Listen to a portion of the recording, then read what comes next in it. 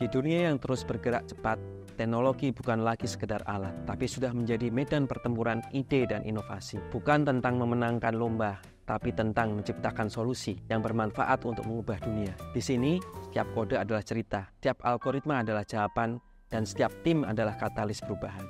Inilah panggungnya, BI OJK Hackathon 2025.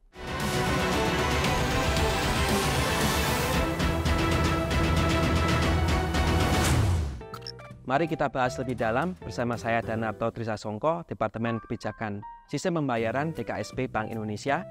Lalu sudah hadir di sini Mas Lutfi Alkatiri dari Otoritas Jasa Keuangan dan juga Mas Ahmad Zaim yang merupakan pemenang dari Hackathon tahun yang lalu. Gimana kabar Mas Lutfi, Mas Zaim? Alhamdulillah baik, sehat. Sangat baik. Apa sih sebenarnya kesibukan sekarang ini seperti apa? Jadi sekarang di grup inovasi keuangan digital kita lagi kelola yang namanya Sandbox dan kemudian pusat inovasi di OJK juga. Jadi kalau ada yang model-model bisnis baru nanti dari Mas Jaim juga bisa kita, kalau memang menarik ya buat teman-teman nanti di ITSK dan lain-lain, itulah kira-kira kesibukan sehari-hari, belajar terus jadi. Oke, thank you Mas Alki sebelumnya perkenalkan teman-teman. Aku Zaim, kalau sekarang masih kuliah gitu semester 6 di Universitas Pembangunan Veteran Jakarta, Veteran Jakarta, nyambi sambil intern jadi CEO Office di salah satu AI company education base juga, yang nggak jauh-jauh pasti tentang teknologi juga. Baik, jadi di sini kalau kita lihat memang BI OJK Hackathon 2025 ini merupakan ajang yang sangat dinanti oleh para inovator yang di tanah air. Sebenarnya merupakan pertempuran dari gagasan inovasi untuk menghasilkan suatu karya. Nah, disinilah di hackathon ini batas kemampuan itu diuji, segala bentuk ide itu diberikan ruangan untuk berkembang, dan nanti dari sinilah nanti solusi masa depan akan dibentuk seperti itu. Saat ini kalau untuk Bank Indonesia kan sebenarnya hackathon ini merupakan kali kedua, tapi untuk OJK merupakan kali pertama. Gimana kira-kira, apakah ada sesuatu atau terkait dengan Hackathon 2025 ini yang bisa di-share? Jadi kalau kami ini pertama kami ucapkan terima kasih dulu nih ke Bank Indonesia karena memang tadi kami pertama ya. Nanti mungkin bisa kerja sama bareng dan lain-lain. Karena memang kan kita baru nih kalau di Akademi ya. Setelah ada undang-undang P2SK 2023 kemarin, kemudian berlanjut terpilihnya kepala eksekutif, kemudian berlanjut peralihan aset kripto gitu ya di 1 Januari 2025, dan sekarang kita kerja sama bareng nih. Kami sih mengharapkan karena ada pengalaman dari Bank Indonesia, kemudian ada kolaborasi nanti baik kerja sama ke depannya maupun sekarang, mudah-mudahan sesuai pepatah Melayu, bersekutu tambah mutu kayak gitu. Baik, Mas Zaim nih sebagai pemenang di tahun yang lalu, bagaimana pada saat tahun kemarin mengikuti Hackathon 2024? Oke, kalau misalkan untuk pengalaman sendiri, yang aku cerita mungkin dua hal, jadi pas preparation sama pas lagi persiapan final ya. Kalau di preparation tuh kita senang banget karena kayak hackathon yang diadain sama Bank Indonesia itu salah satu yang prestis di Indonesia. Jadi pas kita tahu kalau Bank Indonesia bikin hackathon tuh itu udah yang kayak oke, we already should prepare for them gitu. Jadi kayak gimana cara kita harus, yang awal mungkin hackathon itu cuma 1-2 hari, tapi BI bener-bener bikin so-compact itu biar semua innovationnya bisa jalan, dan itu adalah hal yang kita appreciate banget. Dan yang kedua, kita paling seru ketika udah masuk di tahap final, ternyata kita baru tahu kalau lawan kita tuh bukan cuma mahasiswa, ibaratnya yang kayak senior, eksekutif, atau kayak misalkan teman-teman yang ada top manajemen yang emang dari tech company, itu kita bisa ketemu sama direktur segala macam gitu kan, yang even langsung kita lawan. Dan itu kesempatan yang jarang banget didapetin sama mahasiswa, karena biasanya kalau kita competitions kita lawannya ya sesama mahasiswa gitu. Ya soalnya kenapa sekarang tahun 2025 dengar-dengarnya lagi buka buat mahasiswa juga ya Mas ya gitu, dan itu hal yang paling aku tunggu juga sih. Jadi rasanya gimana? Tertarik gitu, atau gimana? Jujur sebenarnya kayaknya menarik untuk dicoba untuk 2 kali, karena tahun lalu kan juara 2 ya gitu, siapa tahu tahunnya bisa juara 1 ya kan untuk di mahasiswa. Peluang menangnya lebih besar ya. Ya udah menang pengalaman nih ya, dengan tim baru kan yang lebih fresh. Baik, jadi sebenarnya kalau kita lihat untuk tahun ini sebenarnya sedikit berbeda ya. Artinya memang saat ini seperti tadi disampaikan oleh Mas Lutfi bahwa di tahun ini kita adakan kolaborasi antara BI dan OJK. Nah, terus kemudian Hackathon pada tahun ini memiliki tema besar yaitu Empowering the Future, Innovating Digital Services and Financial Solution for Inclusive Growth and Resilient Economy. Kalau tahun lalu mungkin Mas bisa merasakan bahwa memang problem statement-nya itu banyak. Kalau di tahun ini problem statement-nya merucut menjadi 3. Nah, yang pertama adalah AI as a Service for DDSE. Nah, DDSE itu apa? Digital Delivery Service Export. Karena kita melihat memang Indonesia ini memiliki potensi yang besar dalam Digital Delivery Service Export, sehingga potensi itu perlu dimanfaatkan untuk meningkatkan daya saing global. Terus kemudian yang kedua, di problem statement kedua adalah Financial Innovation and Public Services. Nah, ini terdapat beberapa alternatif gitu ya, artinya teman-teman bisa juga mengembangkan financial literasi, terus kemudian juga peningkatan bisnis untuk usaha mikro dan usaha kecil, kredit ratingnya dan solusi terhadap finansial. Nah, ini sebenarnya tujuannya untuk mendukung salah satu prioritas pemerintah, yaitu peningkatan inklusi keuangan, literasi, serta pemanfaatan layanan publik seperti itu. Nah, yang terakhir ini problem statement ketiga, ini adalah risk management and consumer protection. Kalau kita lihat memang di sini digitalisasi yang sangat deras tentu saja menimbulkan banyak risiko. Nah, risikonya contohnya keamanan data, terus dengan fraud, pencucian uang, dan hal tersebut perlu dimitigasi lebih lanjut. Nah, untuk Mas Lutfi nih, kira-kira dari tema dan problem statement ini adakah tambahan dari point of view OJK tentang ini? Sebenarnya permasalahan di kami yang kami coba keluarkan di hackathon kali ini ya. Jadi kalau di sandbox kami itu lagi ngetrend namanya tokenisasi ya. Jadi ini menarik ke depannya karena jadi salah satu inovasi buat pembiayaan pembangunan.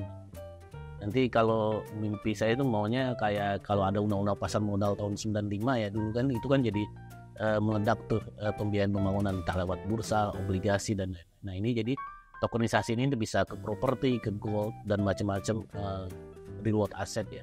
Jadi bisa membantu nanti misalnya tokenisasi buat pembangunan pembangkit listrik dan lain-lain. Nah, ini buat pembangunan akan sangat baik sekali. Nah, namun pasti tadi Mas Ongki juga udah bicara, pasti ada risiko gitu ya. Karena di tiap sektor keuangan ada peluang, pasti ada risiko. Nah, ini kan kami lihat. Salah satunya kami ingin melihat nih smart contract yang audit, karena nanti di tokenisasi itu kalau aplikasinya blockchain tuh pasti nanti tertuangnya di smart contract gitu kan ya. Ada di smart contract seperti apa sih, kami juga ingin tahu kan. Makanya kami ingin lihat nih kalau ada yang bagus smart contract auditnya gitu ya. Nah, ini pengen lihat apakah nanti dari smart contract itu kalau kita lihat audit misalnya sesuai nggak dengan model bisnisnya. Kan dia cerita misalnya aliran dananya seperti apa, aliran tokennya seperti apa. Nah, itu kan biasanya tertuang di codingnya itu tuh. Nah, kalau kita nggak ngerti gimana? Nah, mungkin teman-teman ada ide-ide bagus di situ. Kemudian nanti sesuai model bisnis, sesuai kepatuhan nggak atau peraturan yang ada, itu mau kita lihat juga gitu ya.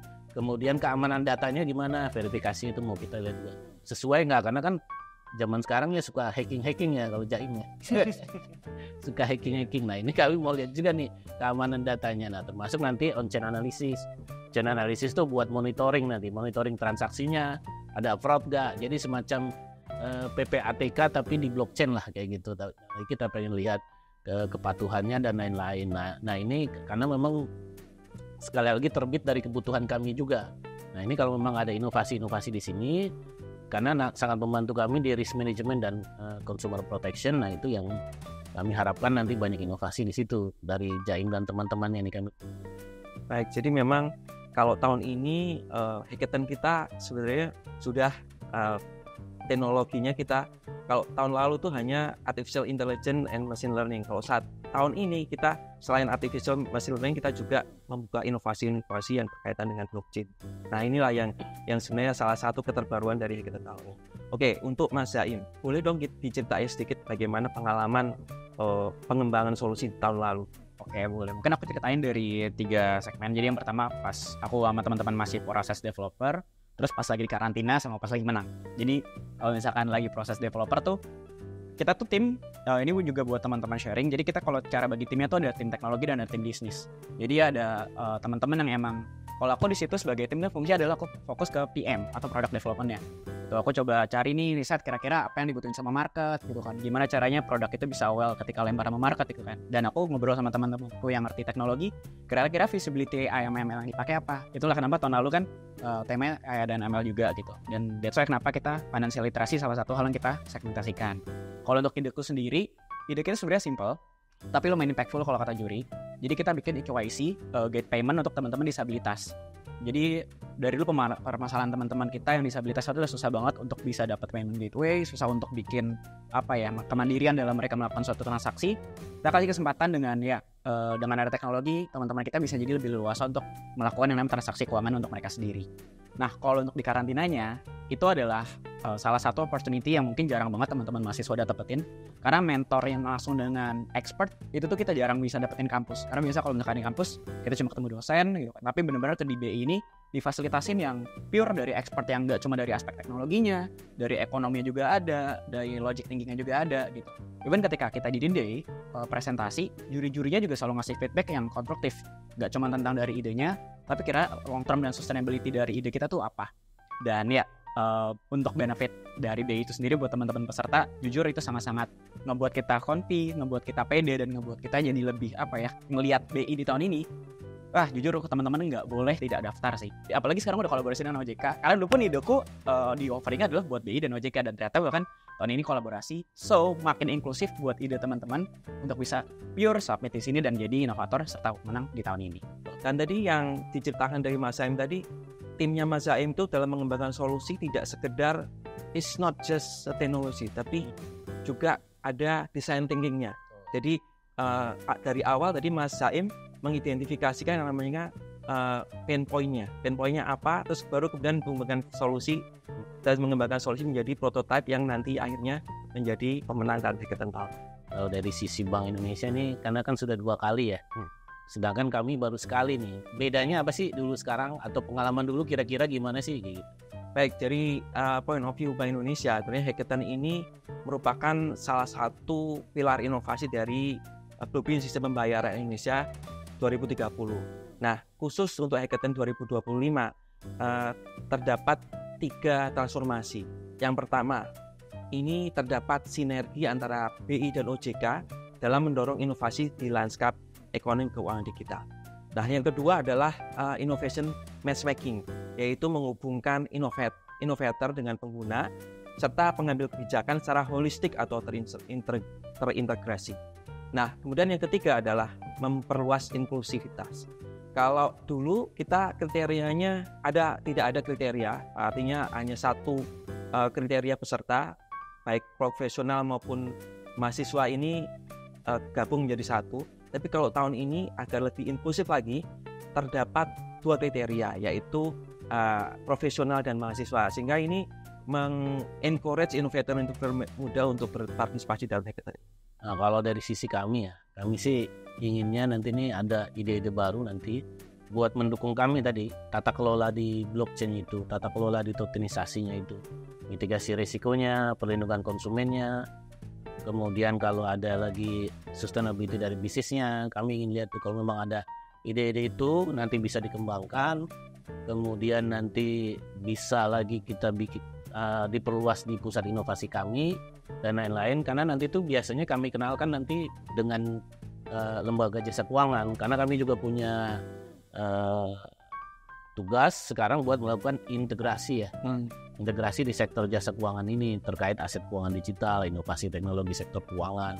Nah, kalau udah terjadi integrasi lintas sektor, nah ini memang nanti mudah-mudahan bisa ide-ide itu nanti bisa kami aplikasikan, bisa menarik nih, kamu tunggu sini. Wah, ini obrolannya semakin seru nih sebenarnya Mas Zaim, Mas Sulti. Tapi mungkin inovator di luar sana ini penasaran bagaimana sih detailnya. Nah, ini mungkin kita bacain saja pertanyaan dari inovator di luar sana biar nanti langsung engage gitu ya, semakin jelas dan kemudian bisa langsung mulai mendaftar. Halo Min, tanya dong. Syarat peserta hackathon BI OJK 2025 apa saja? Jadi kalau persyaratan umumnya adalah bisa menjadi peserta itu adalah WNI. Terus kemudian satu tim itu terdiri maksimal 4 peserta. Ya kan, tapi tentu saja bisa perseorangan juga, tidak harus satu tim gitu kan ya. Nah, timnya ini atau perseorangan ini bisa atas nama perusahaan, universitas, institusi atau komunitas, silahkan. Nah, yang kedua adalah terkait dengan kategori. Tadi sudah sempat diceritakan bahwa di tahun ini terdapat 2 kategori, yaitu kategori mahasiswa dan kategori profesional. Nah, ini untuk kategori mahasiswa ini adalah baik mahasiswa aktif, program diploma maupun S1, S2 dari seluruh perguruan tinggi di Indonesia maupun luar negeri, silahkan dibuktikan dengan kartu tanda mahasiswa. Untuk kategori profesional ini terbuka bagi seluruhnya, apakah itu freelancer, apakah itu startup, dosen, peneliti, ASN, dan pekerja profesional lainnya. Kemudian ada pertanyaan lagi, apa sih keuntungan ikut hackathon? Nah, ini paling tepat harusnya Mas Saim yang jawab. Silahkan Mas Saim. Boleh. Oke, keuntungan ikut hackathon. Satu, bisa dapet tim yang mungkin gak kepikiran kalau bakal bisa keluar negeri bareng-bareng.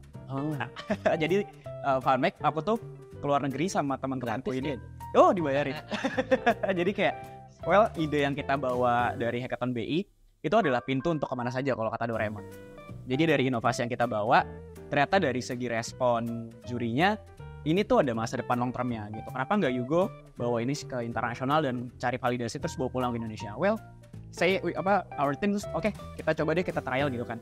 Dan ya selama habis hackathon BI sampai sekarang tuh kita coba untuk trial ikut-ikut international event exhibition AI segala macam.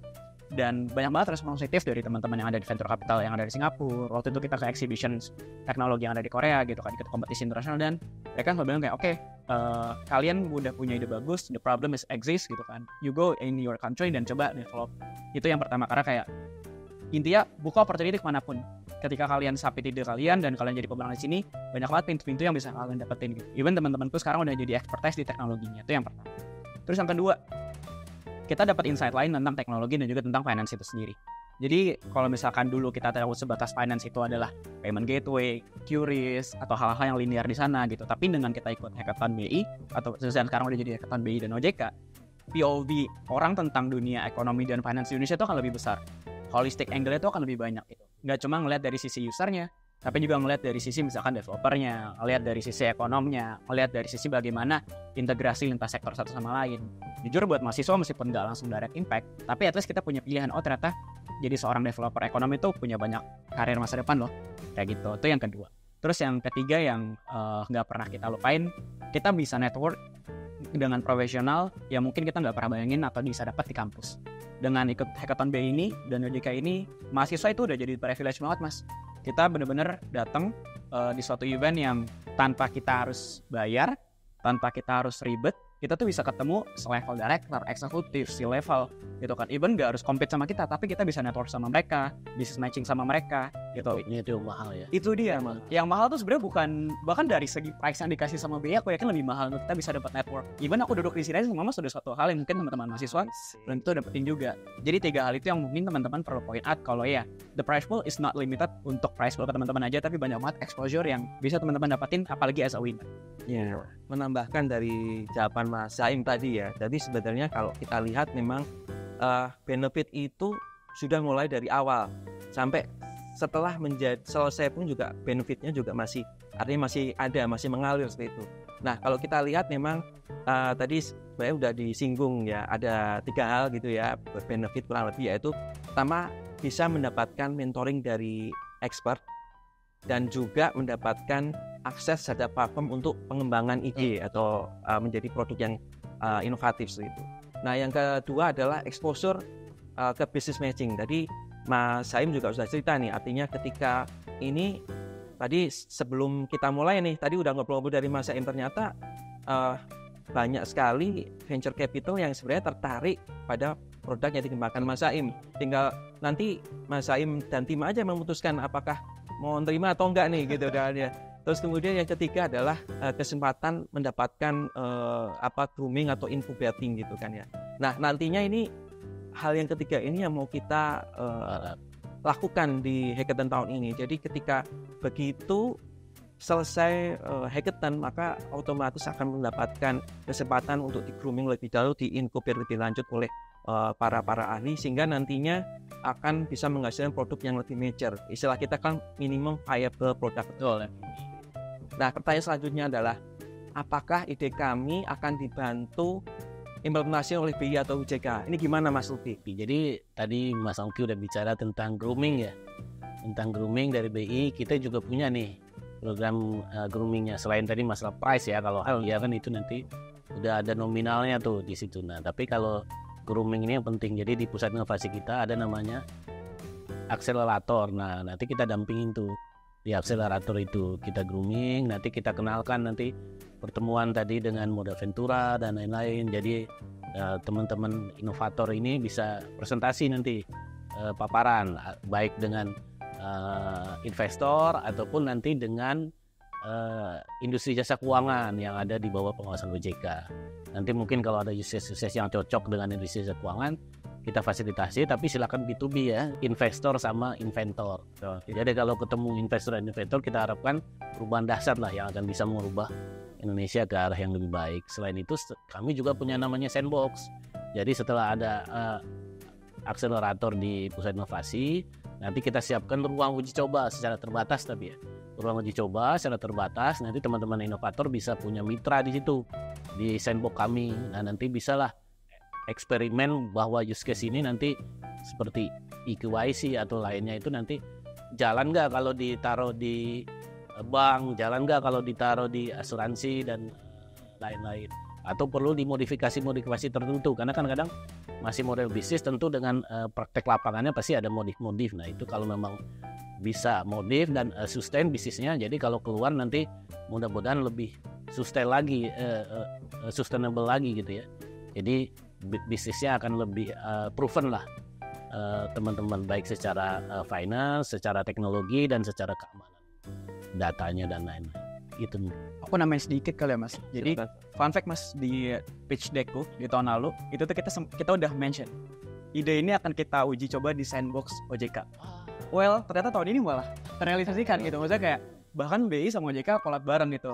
Di sini yang aku maksud adalah ternyata teman-teman tuh di sini yang awalnya aku dulu bahkan cuman expecting dream, oh itu mungkin menjadi milestone, sekarang udah yang kayak oh kalau kita ikut udah bisa nih masuk ke sandbox, udah bisa nih diuji di bagian BI gitu. Jadi di sini adalah satu bentuk kolaborasi yang menurutku sangat strategis dari OJK dan BI yang teman-teman harus bisa manfaatin advantage-nya sih. Karena dulu timku aja udah bisa dalam tanda kutip mempredik milestone-nya, dan sekarang milestone-nya malah udah dijadiin di tahun ini. So ya, keren banget sih Mas. Ya tadi yang diceritakan Mas Sufi kan memang tadi grooming atau tadi ya grooming dari inovasi yang dihasilkan dari Hackathon kemudian di grooming sehingga menjadi lebih mature lagi gitu kan ya tadi disampaikan. Nah sebenarnya kalau di tahun ini Mas, selain tadi menggunakan channel-channel yang available di BI maupun OJK, kita juga sebenarnya business matching itu tadi dibilang holistik atau terintegrasi. Dari awal pun kita sudah juga cari off taker istilahnya atau perusahaan-perusahaan yang sebenarnya mereka itu kebutuhannya apa sih. Akhirnya kita undang mengamati dari awal dari tahap-tahap semifinal, final, untuk melihat kira-kira mana nih yang cocok dengan kebutuhan mereka.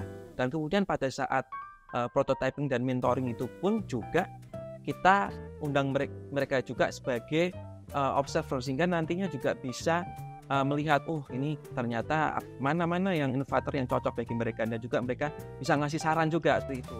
Nah, di penjurian juga begitu, sehingga nantinya kalau untuk tahun ini business matchingnya itu end to end, mulai dari very beginning sampai after hackathon juga masih jalan seperti itu sih.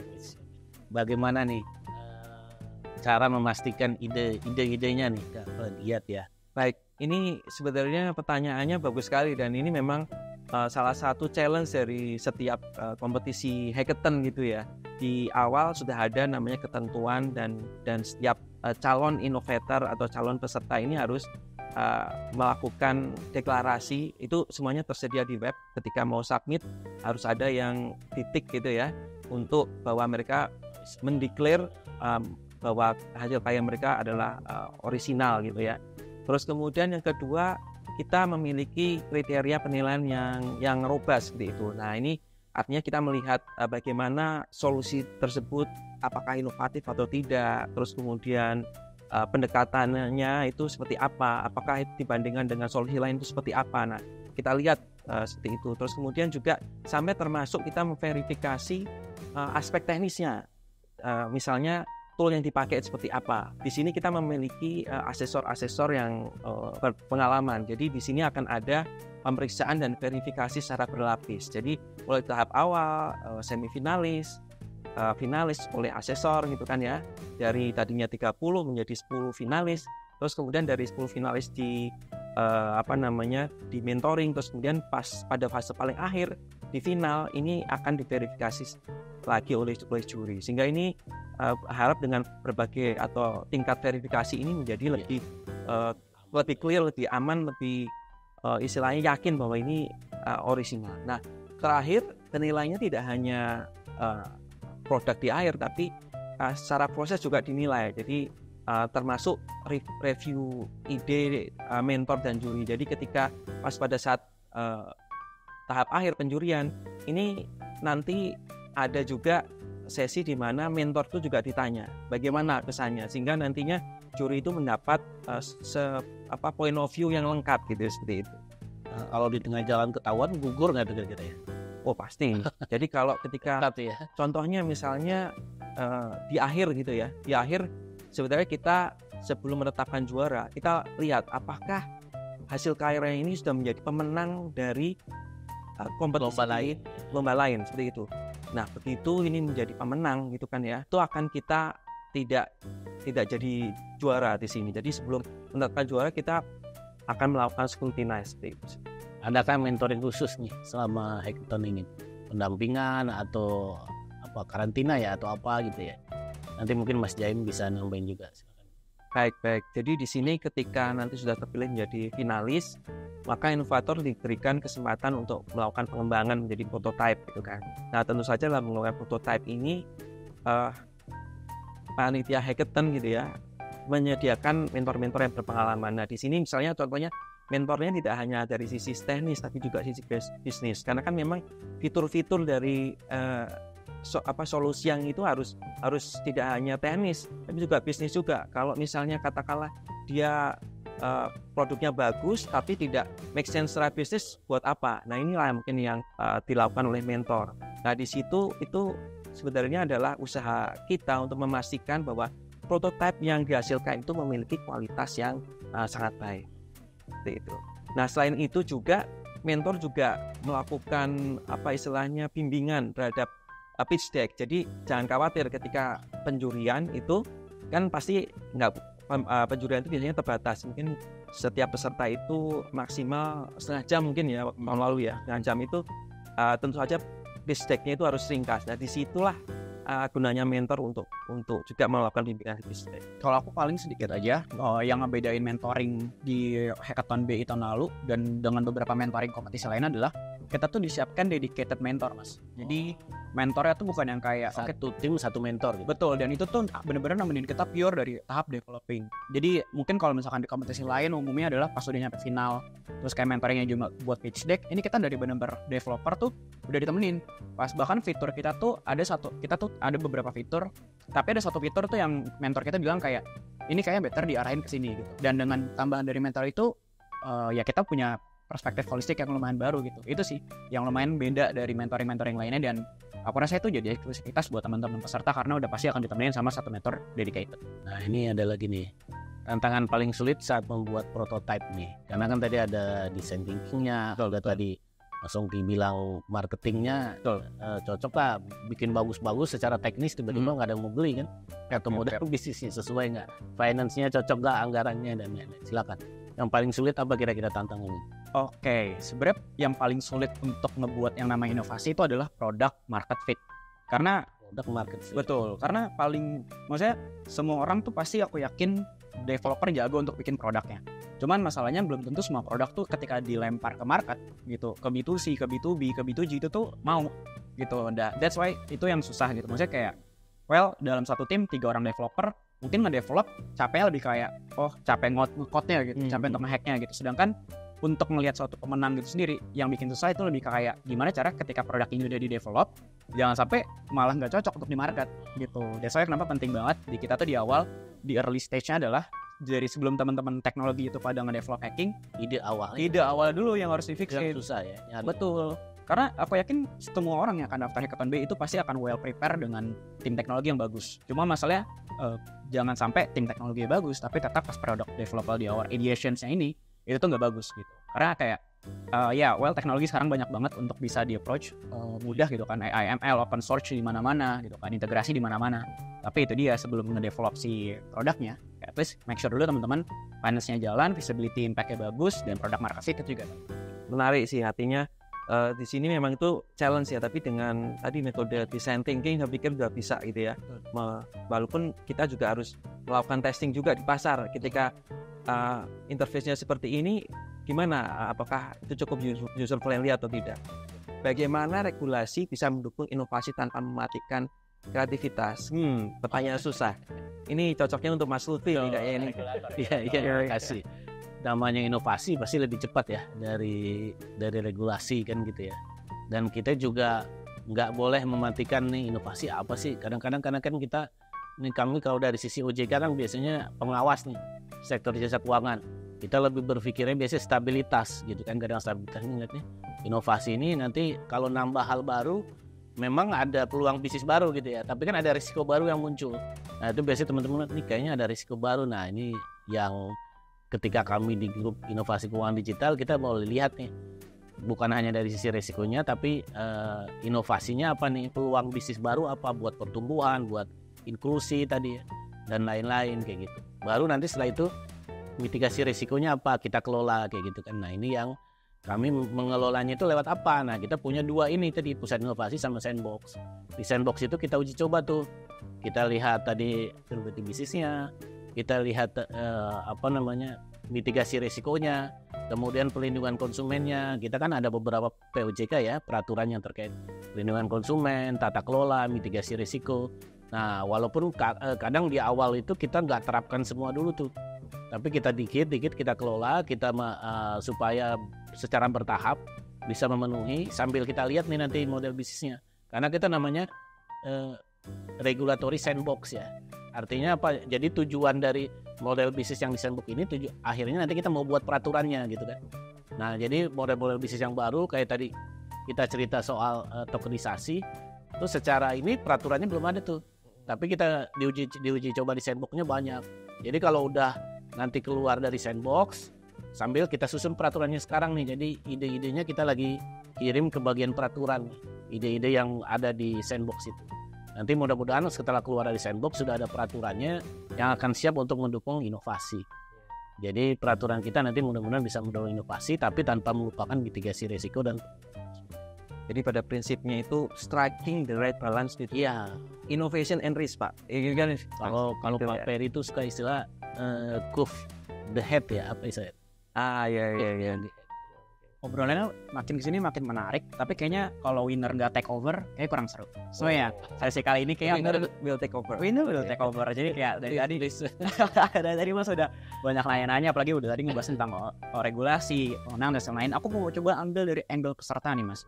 Aku yakin pasti ada teman-teman yang udah ikut dari tahun lalu, apalagi tahun lalu pesertanya udah sampai ribuan, gitu kan. Pasti akan nanya, kira-kira kalau yang tahun lalu daftar atau misalkan aku nih, yang udah menang gitu kan, mau daftar lagi tahun ini kira-kira boleh apa enggak, Mas? Ya, kalau kita sebenarnya prinsipnya di hackathon ini sangat terbuka, Mas. Jadi silahkan aja, sangat luas, terbuka, silahkan aja daftar, tapi tentu saja pakai inovasi yang baru dong. Kita memang prinsipnya terbuka dan kita mengundang semua innovator. Ada lahir inovasi baru, terus kemudian yang tentu saja biasanya kalau yang muda itu biasanya kan selalu thinking out of the box gitu ya. Nah itu yang kita harapkan, bagaimana yang problem existing sekarang itu bisa di-solve menggunakan solusi dari anak muda. Lagi peluangnya lebih besar nih karena kan ada dua sekarang dipecah. Betul. Ya kan ada profesional dan masuk. Kalau dulu kan gabung tuh. Itu. Ya, jadi peluang menangnya nih teman-teman lebih besar. Yuk, ikut yuk. Wah, nggak terasa sudah 30 menit kita ngobrol gitu ya. Ini sangat seru sekali. Nah, tadi kita sudah mengupas tuntas terkait penyelenggaraan hackathon baik tahun lalu maupun tahun ini gitu kan ya. Nah, ini mudah-mudahan bermanfaat bagi para innovator dan kemudian bisa menambahkan semangat bagi para innovator untuk tertarik join ke hackathon BI OJK 2025. Oke, coba saya wrap up obrolan ini ya. Hackathon merupakan ajang kompetisi dalam memecahkan masalah menggunakan teknologi, menyediakan ruang untuk mengeksplorasi berbagai macam ide inovatif untuk menghasilkan solusi yang bermanfaat sehingga dapat memfasilitasi sinergi dengan industri. Dan yang lebih spesial lagi, di tahun ini penyelenggaraannya merupakan kolaborasi antara BI dan OJK. Secara umum, hackathon bisa diikuti oleh WNI, baik perseorangan maupun tim. Untuk tim, maksimum beranggotakan 4 orang. Yang spesial di tahun ini adalah terdapat 2 kriteria, yaitu profesional dan mahasiswa. Lalu peserta harus mengembangkan inovasi untuk memecahkan masalah dengan cara memilih dari 3 problem statement yang sudah tersedia. Kami mengajak para inovator untuk segera mengunjungi website resmi Hackathon 2025 di hackathon.factdiifse.co.id. Temukan berbagai info di sana, daftarkan tim Anda, jangan lupa submit proposal untuk bisa berpartisipasi pada event ini. Anda mungkin menjadi pemenang berikutnya dari BI OJK Hackathon 2025. Terima kasih Mas Lutfi dan Mas Saim atas kehadirannya di sini. Mudah-mudahan kita bisa menemukan inovator terbaik tahun ini lewat BI OJK Hackathon 2025. Kami pamit undur diri, sampai jumpa di podcast berikutnya.